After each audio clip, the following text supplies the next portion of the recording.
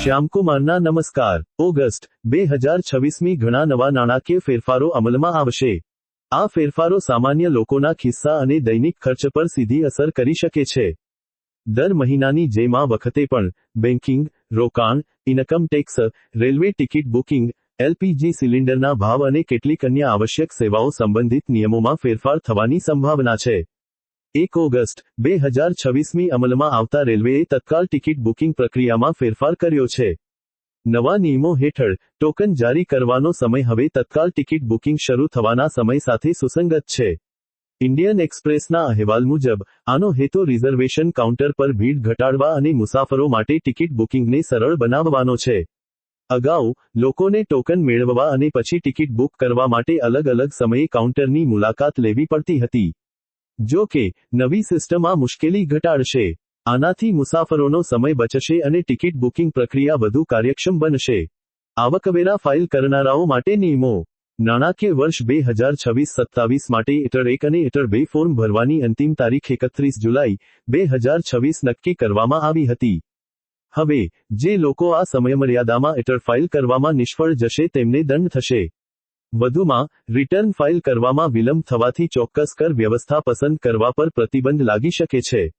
જો કે વ્યવસાયો અને ઓડિટ વગરના લોકો માટે એટર 3 અને એટર 4 ફાઇલ કરવાની અંતિમ તારીખ 31 ઓગસ્ટ 2026 છે। એટર 3 અને એટર 4 ઓડિટ થયેલા કેસ માટે 31 ઓક્ટોબર 2026 છે।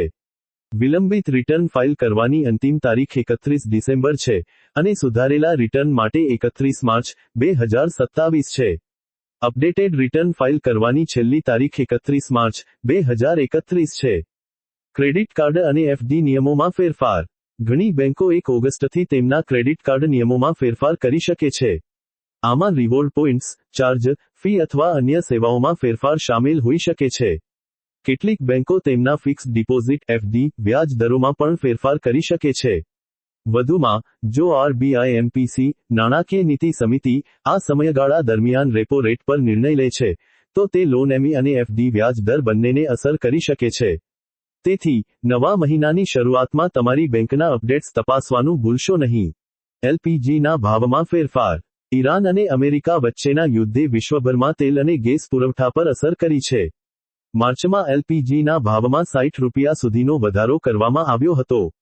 ત્યારબાદ જૂનમાં કોમર્શિયલ ગેસના ભાવમાં વધારો કરવામાં આવ્યો હતો। એ નોંધવું જોઈએ કે દર મહિનાની પહેલી તારીખની જેમ 1 ઓગસ્ટ 2026ના રોજ એલપીજી સિલિન્ડરના ભાવમાં ફેરફાર થઈ શકે છે। ઓઇલ માર્કેટિંગ કંપનીઓ ઘરેલું અને વાણિજ્યિક ગેસ સિલિન્ડર બંને માટે નવા દર જાહેર કરી શકે છે।